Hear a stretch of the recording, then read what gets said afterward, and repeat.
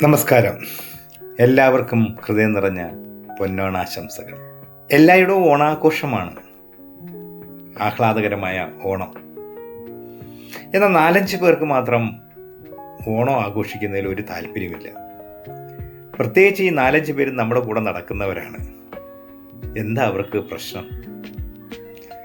ആദ്യത്തെ ആൾ ആരാണെന്ന് ചോദിച്ചാൽ, ഈ ഓണം ആഘോഷിക്കുന്നതിൽ നമ്മൾ ഓണം ആഘോഷിക്കുന്നതിൽ ഒട്ടും താല്പര്യമില്ലാത്ത ആദ്യത്തെ ആളാരാണെന്ന് ചോദിച്ചാൽ അത് നമ്മുടെ ഒരു പ്രിയപ്പെട്ട വാഹനമാണ്. കാറോ ബൈക്കോ ഒക്കെയാണ്. എന്തുകൊണ്ടാണ് ഈ കാറും ബൈക്കും ഒക്കെ ഇത്രമാത്രം ഓണത്തെ താല്പര്യമില്ലാതെ കാണുന്നത്?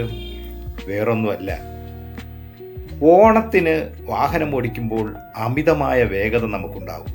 ശ്രദ്ധിച്ചു നോക്കിയാൽ അറിയാം, വളരെ വേഗതയിലാണ് നമ്മൾ വാഹനം ഓടിക്കുന്നത്. അത് ബൈക്കായാലും കാറായാലും എന്തായാലും. എന്തിനാണ് ഈ തിരക്ക് കൂട്ടുന്നതെന്ന് അറിയില്ല.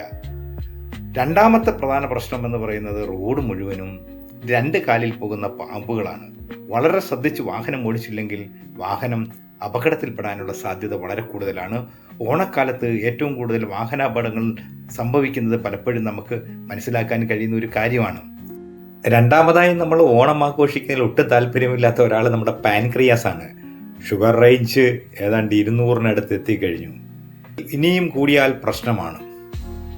അതിനിടയിലാണ് സദ്യയിൽ 4 കൂട്ടം പ്രഥമനും പായസവും. എങ്ങനെ പോകും കാര്യങ്ങൾ? അതുകൊണ്ട് 2000 കലോറിയാണ് ഒരു ഊണ് കഴിക്കുമ്പോൾ, ഒരു സദ്യ കഴിക്കുമ്പോൾ നമ്മൾ ശരീരത്ത് കയറുന്നത്. ഓണക്കാലമാണ്, വല്ലപ്പോഴേ ഉള്ളൂ. എങ്കിലും ഒരു ശ്രദ്ധ ഇക്കാര്യത്തിൽ വേണം. പാൻക്രിയാസ് ആള് പ്രശ്നകാരിയാണ്. മൂന്നാമതായി ഞാൻ പറയാം, മദ്യത്തിൻ്റെ ചെറിയ അളവ് പോലും വർത്തമാനകാലത്ത് വിരുദ്ധമായ അവസ്ഥയിലേക്ക് മാറിക്കൊണ്ടിരിക്കുന്നത് കൊണ്ട് ശ്രദ്ധ വേണം. ലിവർ കരയുന്നുണ്ട്, തേങ്ങുന്നുണ്ട്, അസ്വസ്ഥനാകുന്നുണ്ട്. ദയവായി ഇതൊന്ന് കുറയ്ക്കൂ. അത്തത്തിൻ്റെ അന്ന് തുടങ്ങിയിട്ടുണ്ട് പലരും. തിരുവോണമാകുമ്പോഴേക്കും അതിൻ്റെ പാരതമ്യതയിലെത്തുമെന്നാണ് കണക്കുകൾ സൂചിപ്പിക്കുന്നത്. അടുക്കളയിൽ കയറി ആരും കാണാതെ ഒരു ഗ്ലാസ്സൊക്കെ എടുത്ത് മുറിയിലേക്ക് പോയതിൽ നിന്നും വ്യത്യാസമായി ഓണനാളാകുമ്പോഴേക്കും പരസ്യമായി തുടങ്ങിയിരിക്കുന്നു. അതുകൊണ്ട് ലിവർ കരയുന്നുണ്ട്, തലച്ചോറ് കരയുന്നുണ്ട്. ഓണം ആഘോഷിക്കുമ്പോൾ ഇവരെ കൂടിയൊക്കെ ഒന്ന് പരിഗണിക്കുന്നത് നല്ലതായിരിക്കും. ഗ്രഹാതുരത്വത്തിൻ്റെ അടിമയാകണമെന്നൊന്നും പറയുന്നില്ല. പക്ഷേ നമുക്ക് സ്കൂളിൽ പഠിക്കുന്ന സമയത്ത് ഉപ്പുമാങ്ങ കൊണ്ട് തന്ന നാസറിനെ ഒന്ന് പോയി കണ്ടാലോ? എന്തായിരിക്കും അവൻ്റെ സ്ഥിതി? എത്ര കാലമായിരിക്കുന്നു കണ്ടിട്ട്. സ്കൂളിൽ പഠിച്ച മറ്റ് ചിലരെയൊക്കെ ഇപ്പോഴും ഓർമ്മകളിലുണ്ട്. അവരെയൊക്കെ ഒന്ന് പോയി കാണാം ഈ ഓണക്കാലത്ത്.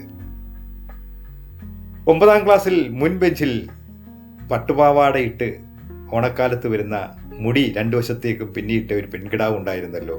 അവളിപ്പോൾ എവിടെയായിരിക്കും?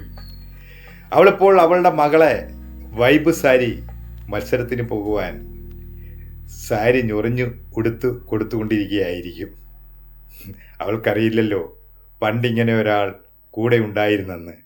ഓണം ഗ്രഹാതുരത്വം കൂടിയാണ്.